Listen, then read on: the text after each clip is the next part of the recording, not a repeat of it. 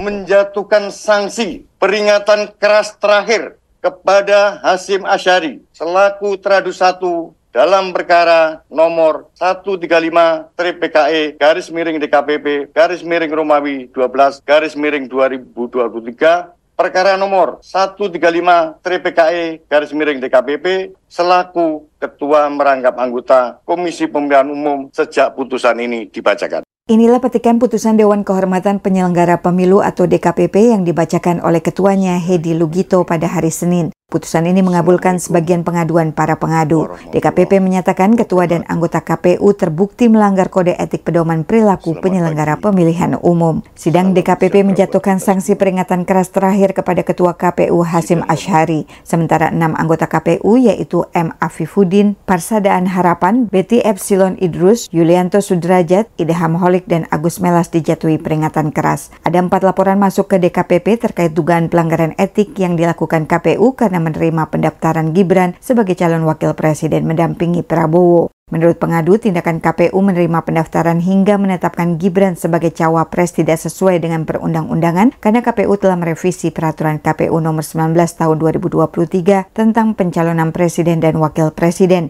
Dengan demikian, pendaftaran Gibran seharusnya tidak diterima karena aturan di peraturan KPU itu masih mengatur syarat calon berusia minimal 40 tahun. Menurut pakar hukum tata negara dari Universitas Andalas, Ferry Amsari, pada dasarnya putusan DKPP tidak mengubah hasil pendaftaran pasangan calon presiden dan wakil presiden karena yang disasar adalah etika penyelenggara pemilihan umum. Jika ada pelanggaran etika lebih bersifat administratif dan untuk itu pihak-pihak yang merasa dirugikan dapat mengugat ke PT UN atau Bawaslu. Jika kemudian Petun ataupun Bawaslu melihat memang terdapat pelanggaran administrasi, tentu mereka bisa memutus setelah terjadi pelanggaran administrasi dan kemudian membatalkan proses administrasi terdaftarnya Gibran sebagai salah satu peserta Pilpres. Ketua KPU Hasyim Asyari menolak mengomentari putusan DKPP tersebut dan mengatakan selama sidang itu pihaknya telah memberikan jawaban, keterangan, alat bukti hingga argumentasi terkait pengaduan ke DKPP. Dalam konferensi pers Senin sore, Wakil Ketua Tim Kampanye Nasional atau TKM Prabowo Gibran Habibur Rahman mengatakan putusan DKPP tidak lagi bersifat final sesuai pasal 458 Undang-Undang Nomor 7 Tahun 2017.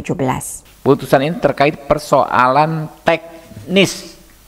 Saya garis bawahi teknis pendaftaran.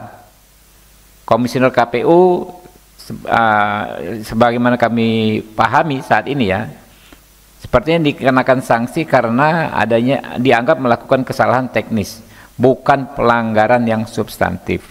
Intinya, berdasarkan konstitusi, pasangan Prabowo Gibran tetap mendaftar. Justru kalau tidak diberikan kesempatan kemarin Prabowo Gibran untuk mendaftar, maka bisa saja Bawaslu melanggar hak konstitusi dan bisa saja terkena hukuman yang berat kalau menolak pendaftaran pasangan Prabowo Gibran.